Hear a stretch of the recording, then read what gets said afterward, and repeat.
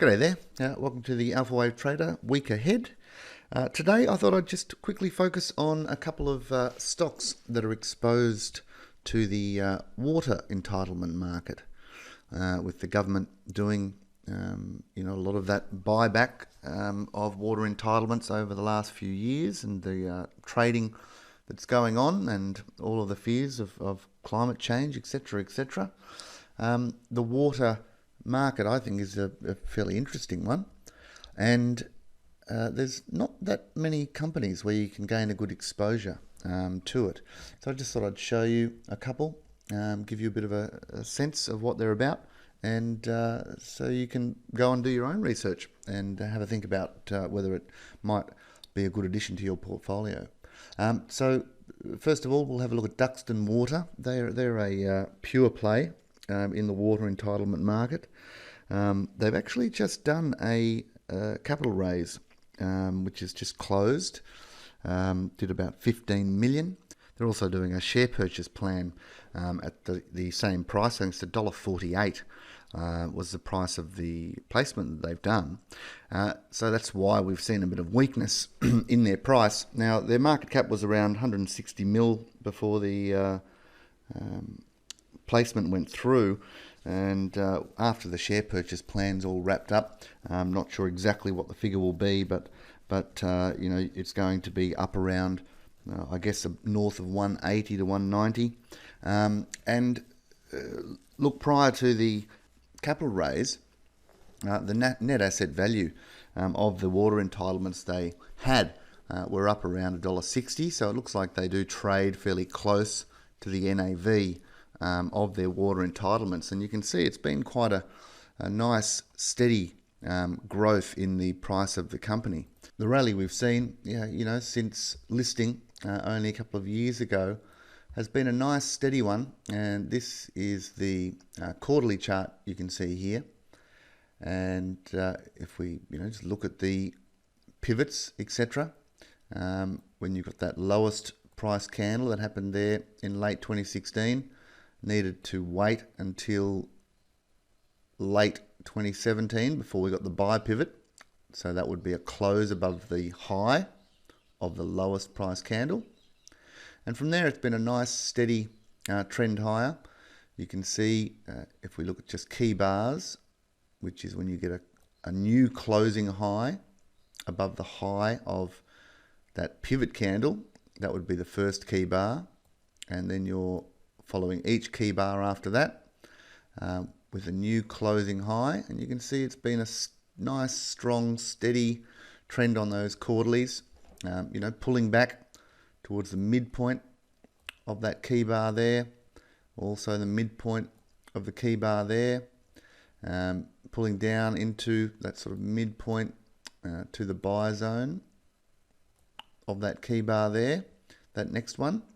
That's a very interesting point to keep your eye on in those longer term charts to understand how these trends develop. So it's a really nice steady trend, and with the sell-off on the back of that capital raise, you'd say it's not going to sell off too much further, but it does take a bit of time to soak up that new stock, and it's been a bit of dilution going on. So I'd say, though, based on the key bars and how this trend is developing, that you'd be a pretty keen buyer if it was to sell off a little bit further into this sort of 140 area. It's a pretty interesting spot within this longer term uptrend, and it is being supported by the value of the water entitlements. It really is a play on that, and the yield is pretty good.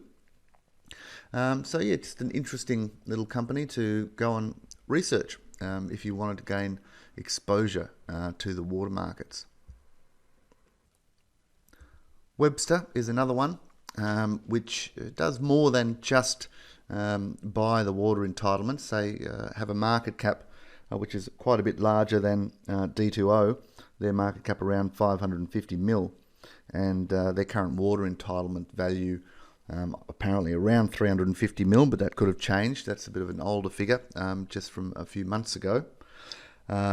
but they're actually using their water entitlements to, buy up almond and walnut orchards, etc.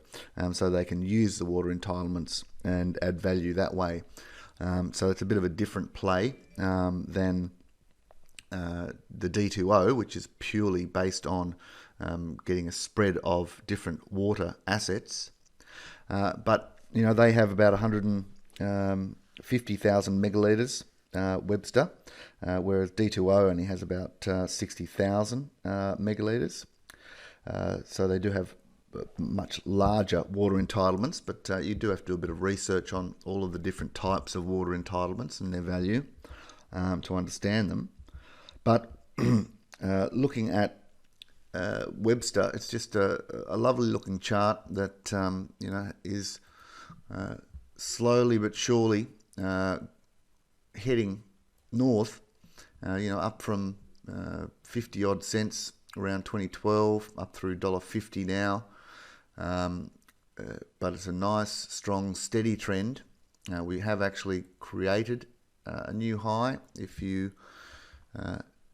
just look at this little break above that previous high, so we now have a new highest low within the waves higher. So if we're just looking at, this is a nice strong trend, but we're just understanding how this develops, and we've actually got a new high.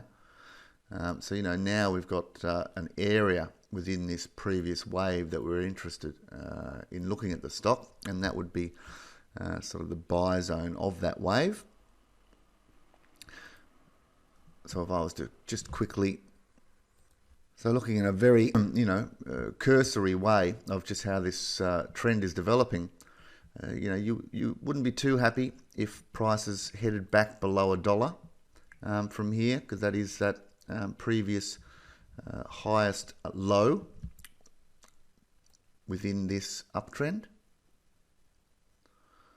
So if the trend is going to continue and be nice and strong, we really don't want it moving back below $1. So that sort of gives you an area where you'd be, willing to consider getting out of the stock if you were to look to buy into it. And it's just the area where you often find great support within trends, is what I call the buy zone. That's 75 to 87.5% retracement of the wave. So that's down around, 130, 110 to 130, let's say, is an area where it'd be interesting. And, what you're doing is if we do have a move down into that zone, you can then wait until you actually see a reversal. So that's when I get those buy pivots, and I could wait, until we get either a weekly or a monthly, perhaps. But it's just shaping up as a nice longer-term play, and it's pretty steady as she goes. The way it's developing, it's not a stock that's flying around madly all over the place. It is steadily increasing in value as it builds its assets. So this sort of one is one that you could have a longer term time frame on it, looking at it from the investment perspective. If you were positive on the sort of longer term dynamics within the water markets in Australia, this is not a bad approach. There's two little companies in an interesting area, and in an area where there really isn't many ways you can gain an exposure, and both with pretty solid looking charts. So that's it for today. I'll come back with more next week. Cheers.